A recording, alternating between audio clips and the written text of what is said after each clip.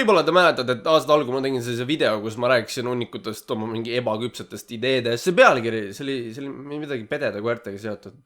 Midagi sellist oli. Igatahes ma märkasin, et mul neid ideid on hakanud jälle päris palju kogunema. No sellised ideid, mis on nagu päris head, aga mitte piisavalt head. Nagu näiteks nagu need popfiguriinid, mida te mul videotes aeg-ajalt näete. Need on kuradi lahedad asjad. Mul terve kollektsioon neist, millest ma rääkida saaksin. Aga ma ei hakka tegema videot, kus ma räägin 5 minutit oma mänguasjadest, sest see oleks huvitav vaadata videod, kus ma räägin 5 minutit oma mänguasjadest. Alustame sellisel toredal noodil ja ma räägin neile ühe loo sellest, kuidas ma olen väga halb inimene. Nagu täiesti kohutav inimene. See oli just nagu peale aastavahetust ja ma sõitsin bussiga koju kuskilt. No see oli aastavahetus, nii et te võite ise arvata, kus ma tulin. Ma sõitsin selle kõige varasemase hommikust bussiga, mis tuli. No, nagu te teate, seda Eesti ühistransporti, siis neid joodikuid leiab kogu aeg neist bussidest. Kui need tüübid on argipäeviti juba täiesti puruputsis, sest nagu ma ei taha isegi ette kujutada, mis neil peale aastavahetust kehas toimub. Nende viimased 3 ajurakku on ka nagu... Seal oli üks tüüp, kellel oli väga raskus järkvel püsimisega. Ta oli iga mõne aja tagant tal nagu...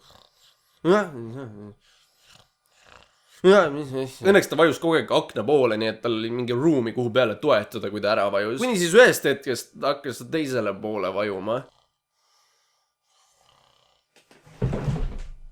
Kuna neis bussides need istmekohad on nagu nii palju kõrgemal kui see bussi põrand, ta nagu kukkus pea ees, latake vastu bussi põrandat. Ja nagu juhte siis nagu... ma ei tohiks naerda, see ei ole naljakas. Või no, see on sitaks naljakas, aga ma ei tohiks naerda ikkagi. Ta suutis oma pea nii hullusti ära lüüa, et ta nagu hakkas rämedas sealt verd jooksma. Nagu, ma nagu mõtlen sitaks. Niimoodi kogu põrand oli verine, pool nägu oli verine, käed olid tal verised, riided oli verine. Ta oleks nagu mingi tapamajast tulnud. Peale tema seal bussis oli veel vähemalt mingi 10 inimest, kaasa arvatud siis mina. Ja me kõik käitusime nagu sellised tüüpilised eestlased. Eks me lihtsalt vahtisime teda ja ei teinud mitte sittagi. No ei vea tal, no. Oma vigat kukkus. Pool minust oli nagu, kurat see mees sureb, mine appi talle. Ja teine pool oli nagu, ma ei tea, millest sa räägid. Mis asja? Kus kohas? Ja, ma ei tea, pole minu asi. Õnneks lõpuks mingi turist läks talle appi ja andis talle mingi salvrätiku. Loomulikult see üks tüüp, kes ei olnud eestlane, läks talle appi. Türa, me oleme ikka lahedad inimesed. Ta läks mõni peatus hiljem maha ja nagu ma enne ütlesin, siis see oli aastavahetus. Õues oli mingi paks lumi ja vähemalt mingi 15 külmakraadi. Mul pole isegi aimu, kas ta ellu jäi. Minu ilmselt ikka jäi, sest no vaadates kui purjust oli, siis see alkohol ilmselt hoidis elustada. Aga juhul kui ei jäänud, siis...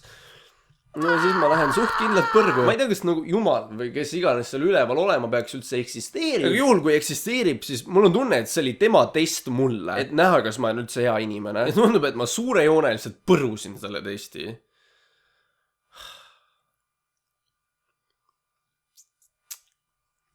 Kurat, ma ei leia ühtegi head viisi, kuidas see jutt ühelt teemalt teisele üle viia.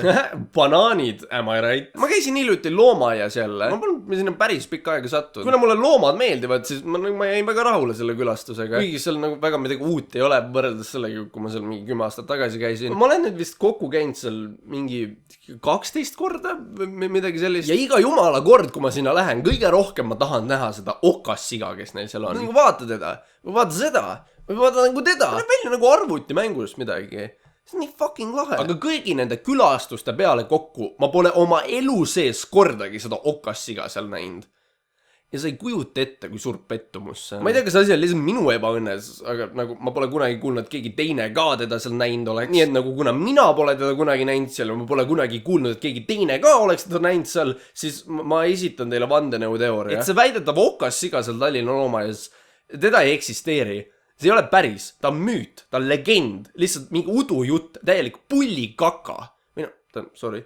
Ta on täielik pullipass. Ma ei tea, mis saladusi meie valitsus seal peidab, aga ma veel jõuan jälile neile. Ja tead, mis veel päris ei ole? Hea haridussüsteem.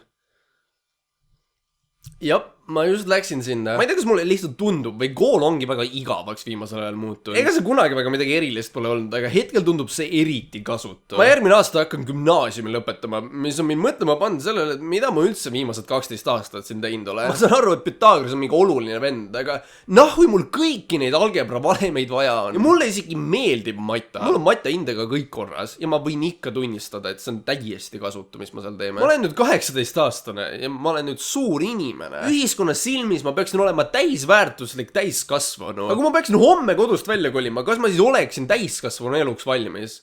Fuck no! Kui ma nüüd täiesti aus teiega olen, ma ei oska süüa teha, mul pole aimu, kuidas maksud töötavad, ma ei tea mitte sittagi poliitikast ja mul ei ole midagi meeles nendest 3 meditsiinikursusest, mis mul elu jooksul olnud on. Aga oi vittu, kui hästi ma tean, mis pinnamoel kartul kõige paremini kasvab. Ma niigi juba pool oma lapsepõlvest raiskan seal koolipingis istudes, sest nagu kuhu on kõik need eluks vajalikud õppetunnid jäänud? Ja mis mind kõige rohkem häirib, on see, et kui sa küsid õpetajalt, et nagu, kas meil on kunagi tulevikus seda vaja, siis see reaktsioon, mis nad sulle annavad.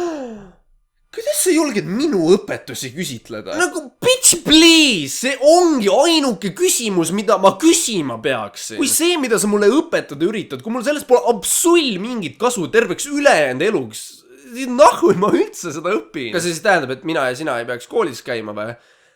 Ei, no see ei ole ka päris see. Selles mõttes kool on tegelikult ikkagi kasulik sulle. Kui midagi, siis see toimib nagu üks suur social gathering. Kus mujal sa kohtad nii palju tuttavaid ja sõpru iga jumala päev? Kool annab sulle kui kuuluvustunde. See annab sulle koha, kus sa saaksid üles kasvada omasugustega. Ja ma tegelikult ka mõistan, miks me õpime selliseid asju nagu keemiat ja füüsikat ja bioloogiat. See, et kui sa mõistad, et maailm on loodud mingid aatomitest, vaid kuidas vooluringid toimivad ja mis organid meil kehas on. Kokkuvõtteks teeb sind intelligentsemaks. Aga ma ei mõista, miks me nii sügavuti neid teemasid peame õppima. Reaalselt poolte nende teemade asemel me saaksimegi tekitada sellise asja nagu elukool. Ongi tunnid, mis õpetavad sulle, kuidas elada. Nagu näiteks, et tere lapsed, tänases tunnis me õpime, kuidas ahju tuld teha. Või et kust ja kuidas efektiivselt tööd leida. Või et kuidas fucking suhelda inimestega. Ma lihtsalt ei mõista, miks ei ole suhtlemisoskused osa kohustuslikust tunniplaanist. Ma peaks seal laia maailma minema ja ma ei oskaks inimestega suhelda, siis ma ei saaks lihtsalt hakkama. Meil pole vaja kogu haridussüsteemi pea peale pöörata ja kõike totaalselt muutma hakata. Meil lihtsalt oleks vaja asendada need ebavajalikud asjad nende vajalike asjadega. Kui kool on väidetavalt see asi, mis sind peaks eluks ette valmistama,